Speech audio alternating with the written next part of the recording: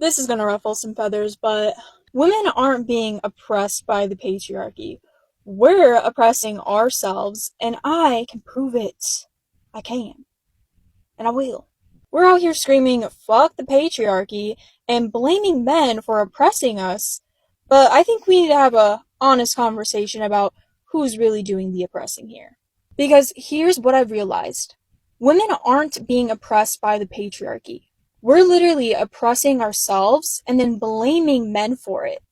We're rejecting traditional feminine roles that actually give us power, calling being a wife and mother oppressive when it's one of the most influential positions we can have. We're choosing career stress over family fulfillment and then wondering why we're so freaking miserable. We're sabotaging our own relationships by constantly testing men instead of supporting them, creating drama and chaos, and then blaming men for the dysfunction we created.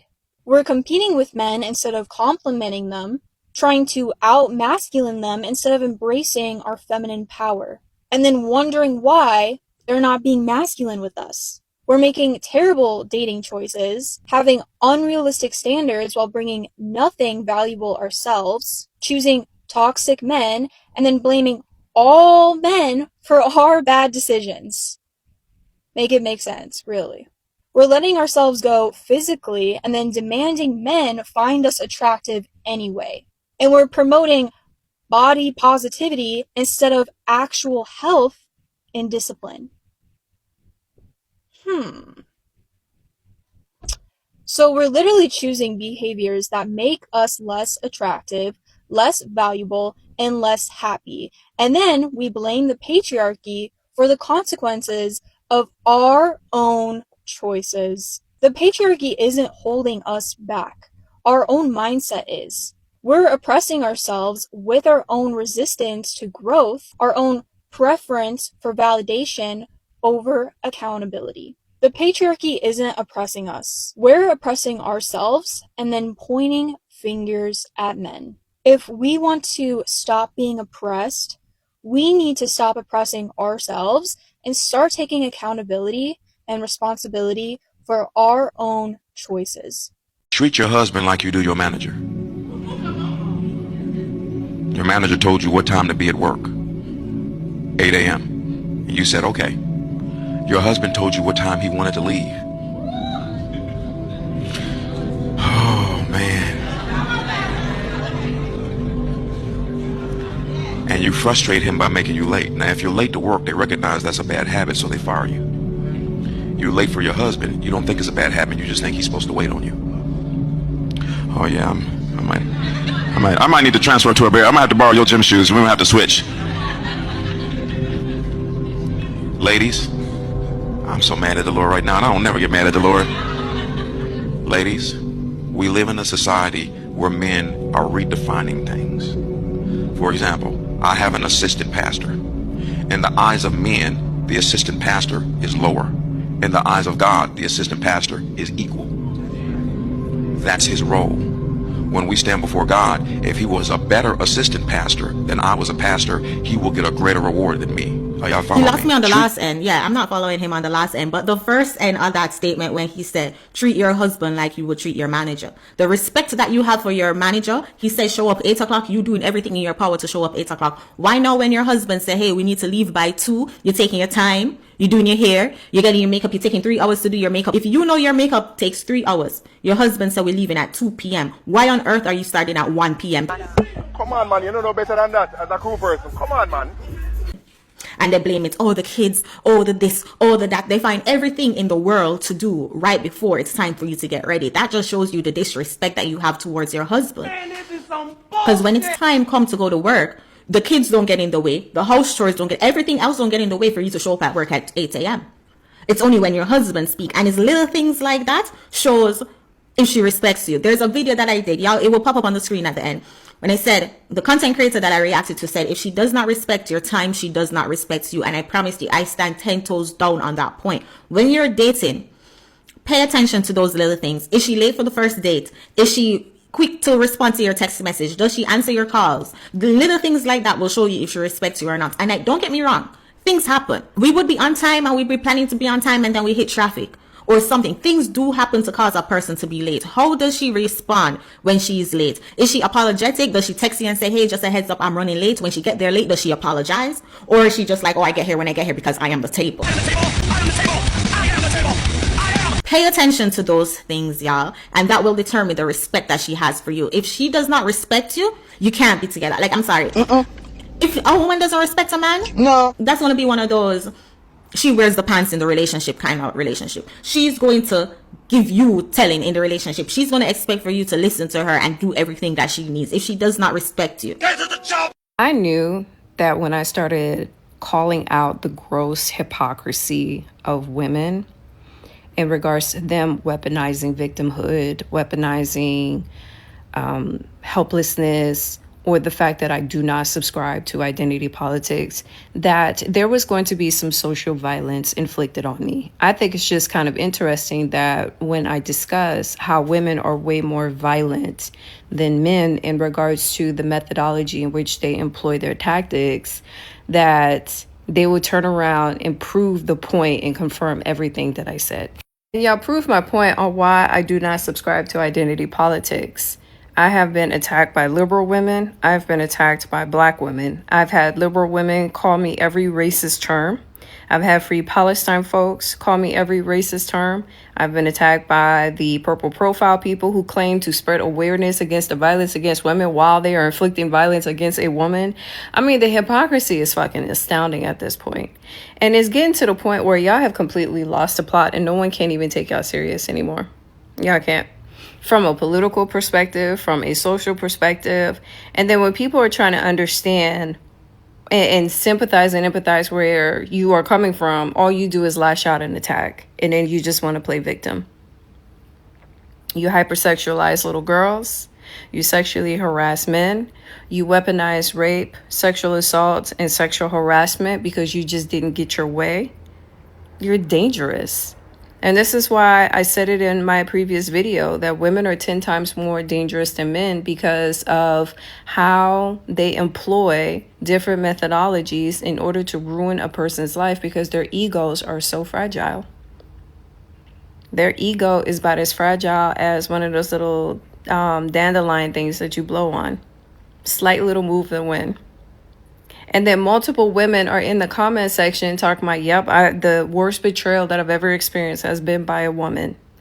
I mean, we can sit there and break this down at a micro term in regards to how every demographic of women have experienced some form of violence by another woman, and that systems of oppression is weaponized against them. It's the emotional manipulation. It's the gaslighting. And then when you sit there and try to break it down like, hey, I get that. Do you have experienced this? But because of your hurt, you have inflicted pain on me. The gaslighting begins. But nobody wants to sit there and talk about that shit. It's gotten to the point now, having been burned so many times, that I can clock when a woman is trying to utilize emotional manipulation and gaslighting. Your liberal feminists, your red pill feminists, they're way more dangerous than the incels. That's why I always refer to them as red pill feminists, because they utilize the same tactics as your red pill incels. And then they want to play victim when they get called out on it. A very common tactic that women utilize whenever they want to inflict violence on another woman, or in some cases another man, is social isolation. They do it in the workplace. They do it in friend groups, where if they don't like you, they turn everybody against you. And they isolate you. So that way, when they go in for the final blow, you can't complain. You can't voice it out. So it's the social isolation, it's the gaslighting, it's the manipulation, it's the multi-tier manipulation, where they manipulate the people on the outside to turn against you. They manipulate you to say that you are the problem.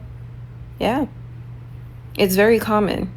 This is a tactic that is learned as young as preschool.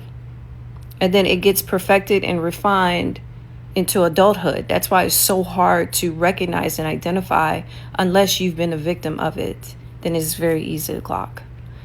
This is why it's extremely important that you establish very hard and firm boundaries and you enforce those boundaries, because a lot of these women, they really do show you who they are.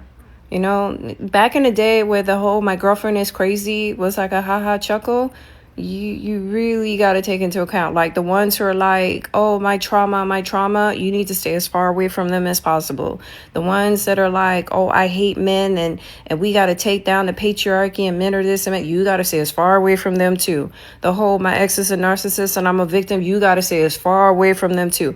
Chicks who wear their trauma on their sleeves, they are a walking massive red flag. And now that they're coming up on social media, exchanging notes on how to utilize a police report, a rape kit, and other investigative means that real victims need, they're utilizing that to weaponize against men. So when they don't like you or you do something to slight them, they'll utilize the law against you. And their whole purpose and premise is to ruin your life.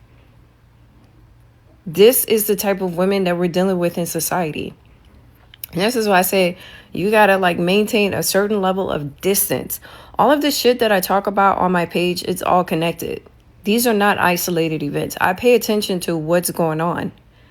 Just like that chick that I had made the video about 4 days ago. She wants to sit there and make a response video saying that, "Oh, if I had low self-esteem, if I were to take my own life, then I would sit there and name you as the reason why I took my life." Wow, really? Okay. I have never had an interaction with this woman. I've never spoken to this woman. But she sat there and said that if she were to take her life, she would name me. She don't even know my fucking name. But yet in the same breath, cried victim because I called her out. She turns around and does it to a child. And this is the type of hypocrisy that I have been voicing. This is the type of hypocrisy that I'm bringing up. That during the Christmas holiday, a young lady committed suicide because she was legitimately being bullied on a TikTok live panel. And I know she's aware of that because she's utilizing the same emotional manipulation to play victim because I leveled the playing field. And this is the type of stuff that you got to be mindful of. This is the type of shit that you have to clock. And nobody is talking about it because of the gaslighting, because of the weaponized victimization. Male-centered women are always broke. Have y'all ever noticed that? They're always broke. And if they enter a relationship when they have money, they'll be male-centered in their relationship or in their marriage, and then they'll lose all their money.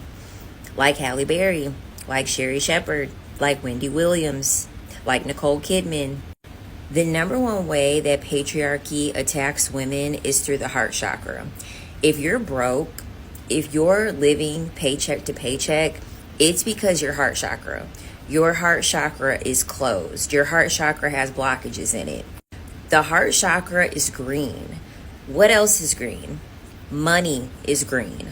Your money flow and your heart chakra flow are tied together.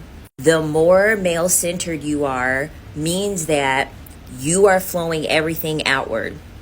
You cannot flow outward and inward simultaneously. So whatever is flowing outward, you have it blocked. You're blocking for anything to be coming inside. This is where the people-pleasing comes in, the self-sacrificing, the putting everyone else before yourself, having yourself come last. This is 1000% tied to your finances. Women that are not male-centered and women that are assumed to be very selfish, women that are assumed to be full of themselves. Okay, so women like Kim Kardashian. I'm trying to think of a married woman. Meghan Markle. People fucking hate Meghan Markle. Kim Kardashian, Meghan Markle. Meghan Markle is a great example for the women that do want to get married, what it looks like when your heart chakra is actually open. People think that your heart, you're going to operate the best when your heart is always open, but that means that everything is going to flow outward. You're not going to have anything open to have things flow inward, because in order for you to have things flow inward, you're going to have to cut off the supply of what is flowing outward. So if I'm like running a water faucet or like running a water hose and I need water inside of my house, I can keep the water hose running outside, but then how am I going to get the water? How am I going to get it to me inside of my house? I have to take the hose with it running, and then I have to bring it and direct it into my home. What use is the flow going outward? What use is the water supply to me if I have it running out watering the grass? If I have to have plants inside that are watered, and this is the only supply that I can use of water to be able to accomplish that. This is the reason why with capitalism, patriarchy, men hold the most wealth, because for a lot of them, they have their heart chakra, they have it 1000% funneling back to themselves. The women, on the other hand, for a lot of them that have money in their heart chakra is where it needs to be, they're able to balance the fact that women that ended up being very successful, a lot of musicians, a lot of them had to become homeless. A lot of them didn't really have a whole lot of friends. A lot of them were very much isolated, which meant that all of the love through their music, all of the love with their creativity got to flow inward back to them for them to be able to use that love, and they were able to create art with it to flow outward, which then funneled money to flow back inward. What women will do that men will not do is once they receive that money, they will flow it back outward again. So they'll donate to charity, like people like Billie Eilish. Men will not do that, right? Because they have a heart chakra. It's just everything is flowing in. Everything is flowing in. So they'll get all of the money. They will never give it. This is where we have the capitalism come in. This is where we have the corporate greed that comes in. Because their heart chakra, everything is coming in. They don't know when to cut the flow off and then decide to put the hose back outside and say, let me water the grass because now my grass is burning, even though my plants inside the house is good. Now everyone's looking at my, my lawn, and now my lawn is burnt, but I don't care because I inhabit the inside of my house where I'm looking at the plants. I don't have to be outside looking at my grass all the time, and I don't give a fuck if I don't give a fuck if I have an HOA and, everyone else is taking care of their lawn and I'm not taking care of my lawn. Fuck that. I care about what's going on inside of my home. I don't care how these other people feel. When you work on your heart chakra and you understand the flow and you start being very picky about the flow going in and out in between your relationships, your familial relationships, your relationships with your children, your relationship with external things such as how much money you're spending on food or what it is that you're eating, or how much money it is that you're spending on clothes and things like that. Those are important things to look at when it comes to your flow and how it's flowing to your heart, and then how that flows to your money. Halle Berry has a net worth of $90 million. What are you talking about right now? You see how they get on the internet and start talking stupid? Start talking stupid. I know. And you can ask my wife. I know Nicole Kidman is out here making bank. Yeah, I just looked it up. Nicole Kidman, as much as I've seen her on Netflix, on Hulu, on HBO, and when I see Nicole Kidman, I watch. I got it on my list. If I see Nicole Kidman, I'm watching every single. I didn't know who she was. I think I saw a movie or a series and I was hooked. She's crazy, man. But she's making that money, $250 million. I'm telling you, everything Nicole Kidman is in, I'm watching. She's that crazy. You can just look in this woman's eye. Well, I don't know her personally, but from the shows that I done seen, she gonna be crazy. She's gonna do something. She gonna say something crazy. She gonna have that weird look in her eye that it just gives you a thrill. Like, what's about to happen next? Something weird, something mysterious, something dark is about to happen. And it'd be deep, it'd be dark. I'd be like, man, where is this story gonna go next? 200, and apparently there's more like me. 250 million. What are you talking about right now? What are you talking about? We don't call them losers enough. Y'all gotta stop. 90 million for Halle Berry, and 250 million for Nicole Kidman. I think they're doing just fine. And remember, ladies, all a man ever has to offer you is these things. I'm going to go ahead and spare you all the time and energy because this is a 4-minute long video where she goes on to list every bad thing that a man could ever possibly do or say to you or give you, right?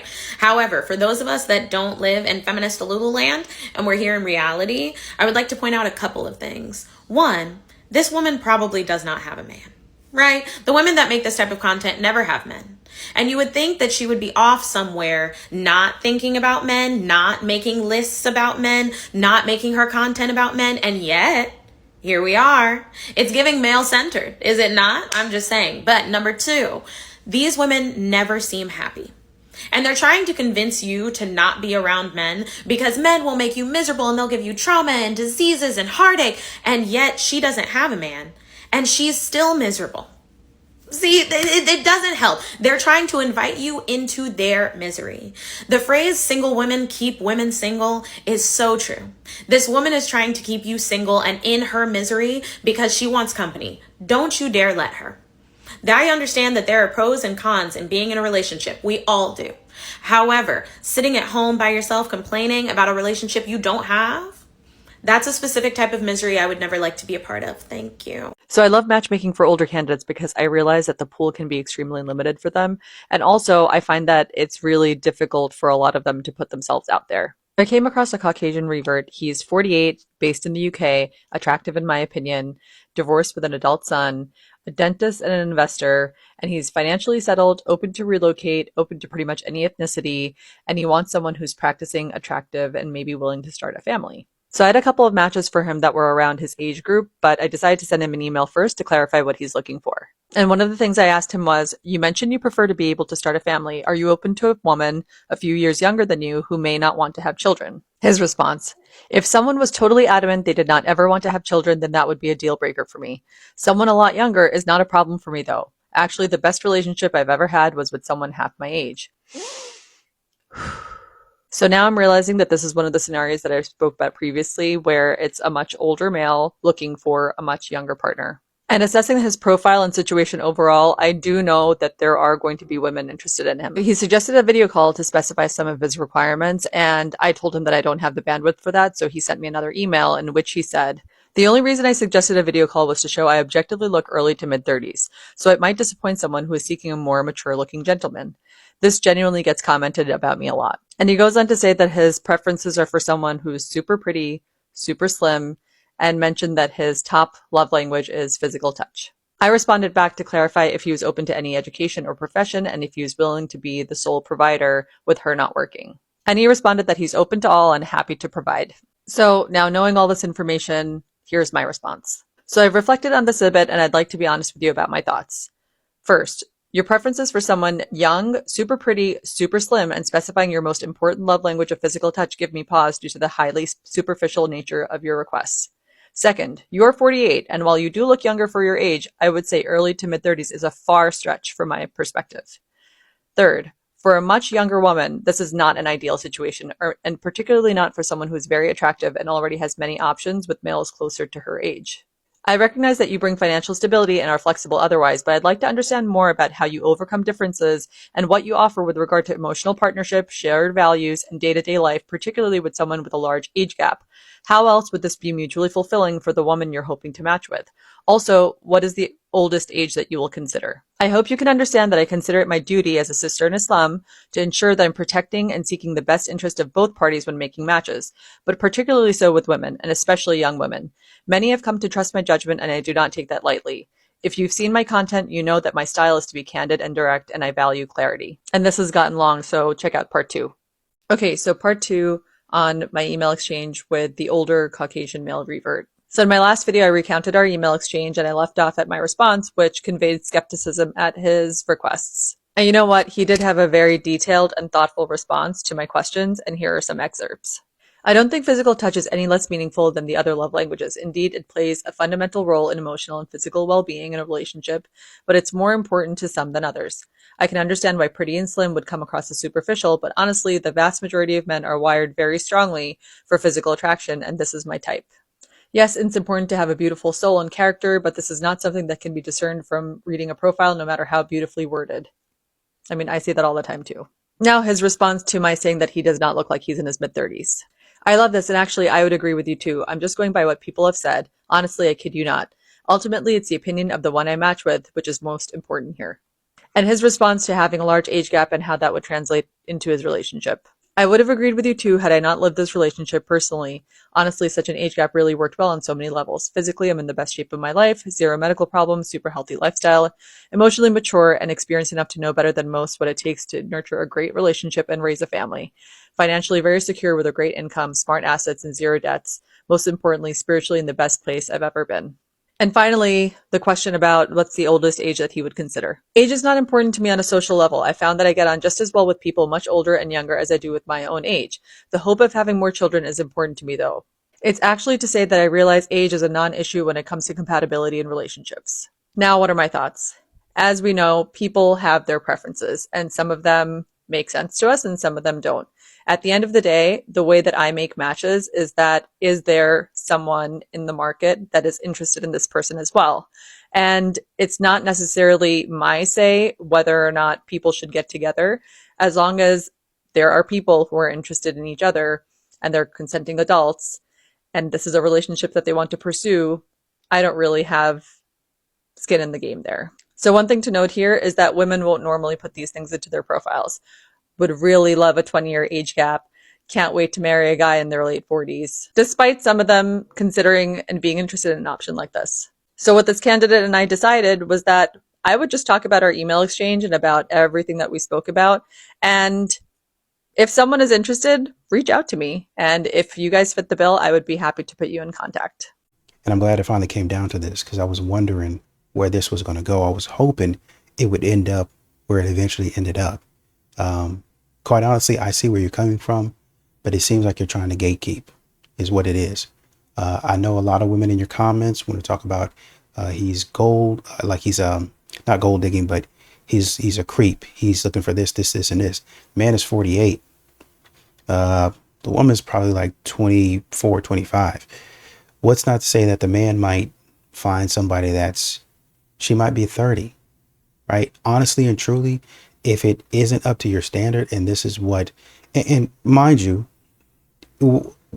I get where you're coming from. But what I'm saying is that if it isn't up to your standard of what you want, then you're inserting what you want and you are matchmaking. You're not looking for a partner for yourself. You're looking for a matchmaker.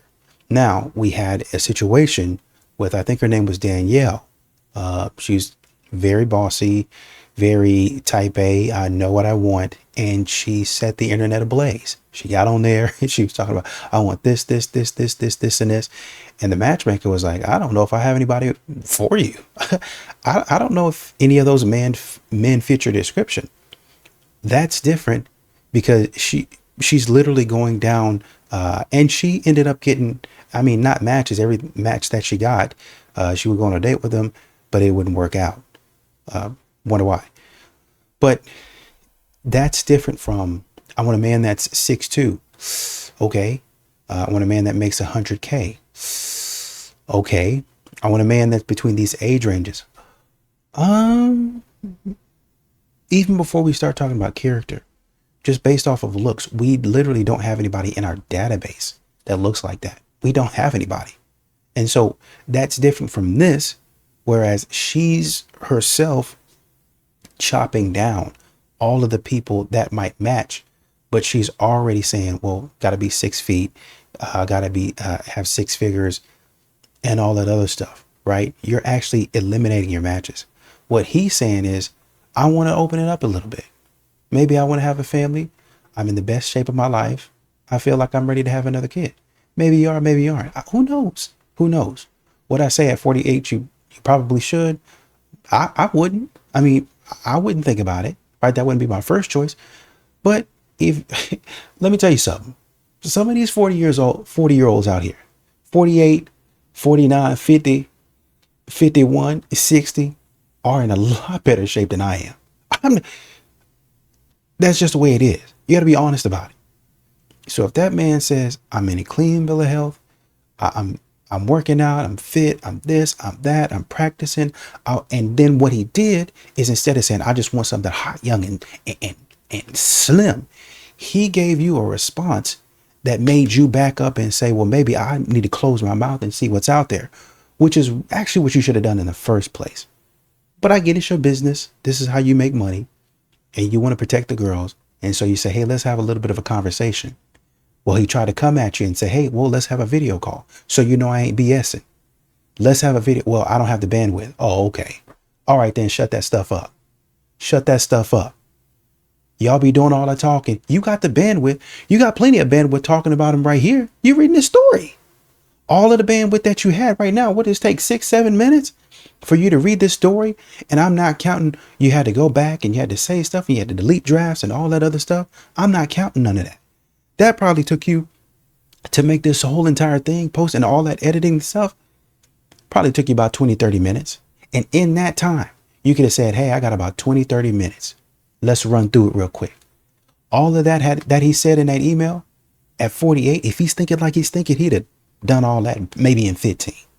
Yeah, I had a conversation. Well, yeah, I really didn't want this to be that long. I know you said that you didn't have a lot of bandwidth. So I wanted to go ahead and jump on here and say X, Y, Z, da, da, da. And I've had people tell me X, Y, and Z, da, da, da, da. And y'all have a conversation. But if you're going to be one-sided and biased, then just just throw it away. Just quit doing it. If it's all going to be about the women, which is what you said, more specifically the women, then just stop doing it. If the man's going to come to you and the woman's going to be more protected than the man, stop doing it. Because you're showing a bias and a favoritism. And the man off the bat, which is what he has to do in real life, already has to prove himself more than the woman. And once again, I get it. But you cannot baby these women. You cannot baby these women. If you give them a heads up, this, and this, and she decided to do it on her own, she's a grown woman. If he's 48, she's 24, 25, 26. Ain't that what y'all said was the age that your brain should be fully developed and you should be able to make adult decisions? Ain't that the age y'all said? Well, go ahead and let her make a decision. Stop all that. Move out the way, man. I want to say you blocking. That's weird, man. Like I said, I understand where you're coming from, but that's weird. I get it. But come on, man. So I think we're due for an update on that Caucasian revert. Now, if you guys recall, those videos really blew up and I got a lot of comments, and at some point I turned the comments off. For context, I had gone back and forth with him about what his requirements were, a lot of which were controversial to a lot of people, and that I specifically told him would be controversial. I did also say, though, that there are going to be women who are interested in him. And so I wanted to make sure that I gave everyone the whole story, what my reservations were. And in order to do that, I had to read through our email exchange. And if women still felt comfortable to reach out to him despite that I would be fine to connect them, because if two consenting adults are interested in connecting with each other, I'm fine with that as long as there's transparency. So just to reiterate, I specifically told him exactly what I would be doing. He's also familiar with my video format. And I specifically told him that he needs to expect that there will be comments who are upset at his requirements. He agreed to move forward. And then when he started seeing the comments about people calling him a predator or a pervert and all the other things, he got really upset. And honestly, I understand that. It's difficult to take criticism from hundreds and thousands of people online when you're not used to it. But what also happened is that it achieved his original goal of finding women who were interested in him, because dozens and dozens of women messaged me about him. But what followed with our subsequent communications is where the problem arises. Instead of taking it in stride that his requirements are controversial, he wants someone super pretty, super slim, 20 years younger than him, he wants to be a father at 50. Instead of kind of taking that in stride and understanding that this is going to be something that rubs people the wrong way and they're going to react accordingly, he started blaming me for people's reactions and that I didn't frame it correctly. And meanwhile, I was just reading his own words out to everybody. And then he got really nasty. So I think he showed his true colors in many different ways. Ultimately, I'm kind of glad that he showed his true colors.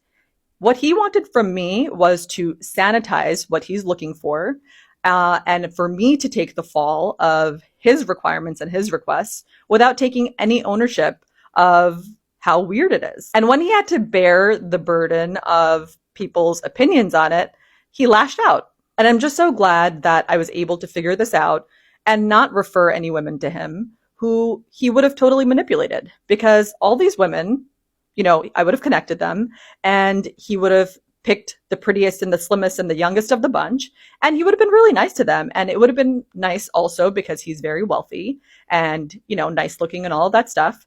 And they would have never known, maybe until a much later stage, that this guy is really a red flag. No, maybe we need to go back and watch those videos again. What you did and what people, women specifically, in the comments were doing wasn't criticism. Like, that wasn't constructive criticism. That was them taking shots at him. That was them degrading him. That's different from criticism. They were calling him a predator. That's when women don't understand stuff, they insult it. Who was a relatively famous person that said, you know what, when women don't like something, what they gonna do? They're gonna try to bring you down. Oh, Kevin Samuels. Shame, insults, guilt, and the need to be right.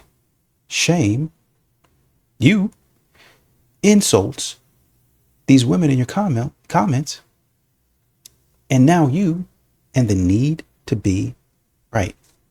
So you're going through all of them. What you're actually doing is what a lot of women do. They shame men. And now you're saying, well, you're 50. I think first you said it was 48.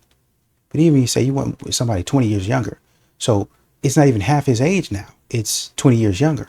So if I do my math correctly, 48 minus 20, wouldn't that be 28, close to 30? And even if you said, okay, 50 and 30, wouldn't that be, or a 20, wouldn't that be 30? So she's 30 years old. So she's able to make her own decisions. I don't mind that. What's her name? Who married, I don't know if it's Gifford. The name Frank Lee Gifford is coming up in my mind. He had a wife. She was younger. I think he divorced his wife. She divorced her husband or something like that. Whatever it was, they found each other and they were married until he passed. I think she was 20 years younger than he was. And once again, I always talk about the relationship that I know of personally. Still married, got kids. How many years has it been? 10? I can't believe that. Man, about 9 to 10 years now. 9 to 10 years going strong. Can you believe that? Wow. That's crazy. Actually, I know of another one. He passed, God rest his soul, and his kids are grown. His wife has not remarried. She stayed in the same house with the same car and raised those kids. His son and his daughter. Good, upstanding young people, not getting into trouble, right? They might fly over to a conference and hang out with their friends and do what young people do. Go ahead. When I see you, hey, what's going on? What's happening? But that's what they're doing. What y'all try to do is demonize the man. That's what you did. And when the man pushed back on your ignorance, you got mad. There is no smoke here. There's only a fire you tried to create. And when he said in a very elegant way, well, this is what I'm like. What is what I like? This is what I'm looking for. You didn't like that. And so you caught yourself and you said, well, you know what? Maybe there's going to be somebody out there that likes him. I don't think there will be. Ain't nobody gonna like that, but let's just see. And that's what you did. And so you put it out there. And of course, with your opinions, maybe you need to go back and watch the videos. With your opinions, you put it out there. And so he had people in his day. Hey, I'll take, hey, me too. Hey, I'm interested. Like he said. So instead of just putting the information out there and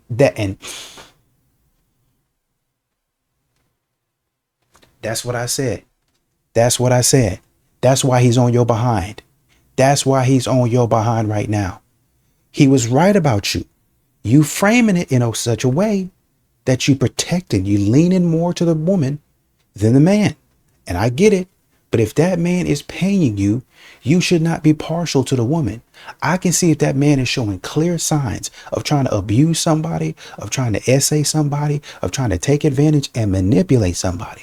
But the man told you in a very natural and elegant way, well, this is the dynamic that I'd be open to that dynamic. I'm okay with that dynamic. If she's 20 years younger, I mean, I don't mind dating somebody my age, but if she's 20 years younger, put it out there. Yeah. See who's interested. As a matter of fact, I'll tell you, one of my best relationships was somebody that was 20 years younger than me. I didn't expect it. And I know, man, we don't call women losers enough. We don't call them losers enough. The man said, hey, listen, I understand your apprehension. Let's hop on a call so you can see. And I'm telling you right now, you don't look 30. You don't look nothing like you 30 years old. That's none of your business. Your business is to matchmake. That ain't none of your concern. Your concern, okay, I don't think so, but here it is. It'd be one thing if you mentioned it and he said, oh, yeah, I want to go through. But Jerry, I'm just trying to tell you, I understand it, Lisa. Let's go through with it. Okay, here it is. And then give it on back to him. Hey, this is what I got. What you think? Oh, okay. That's what he's looking for. But modern women are so darn argumentative. They're so darn unpleasant under the guise of helping that you make the entire situation a nightmare. And this is what you do. You use and weaponize your platform to try to bring him down. That's why he's on your case. And you're not seeing it. You're not getting it. It's not going through your head. We don't call women losers enough. And had the nerve to get back on there and the caption say, where there's smoke, there's fire. There ain't no fire but you. You trying to start a fire. Listen. All them women in the comments.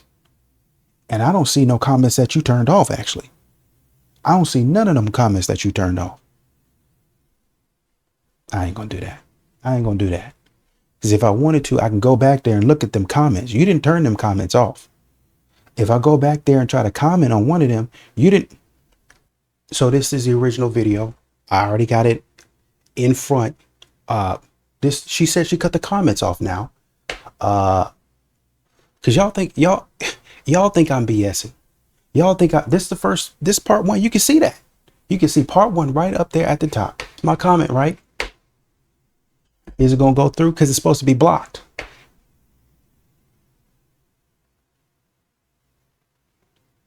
Comment posted. Up. This man sounds a bit off.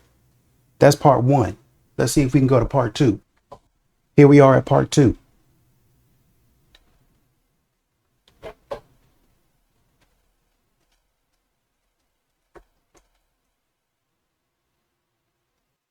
All right, here's a comment that I'm gonna roll with. Here for part two. Man, this is wild. Post. Oh, look like it posted. Let's go to this last one. And this right here, this is the video that we're talking about in question.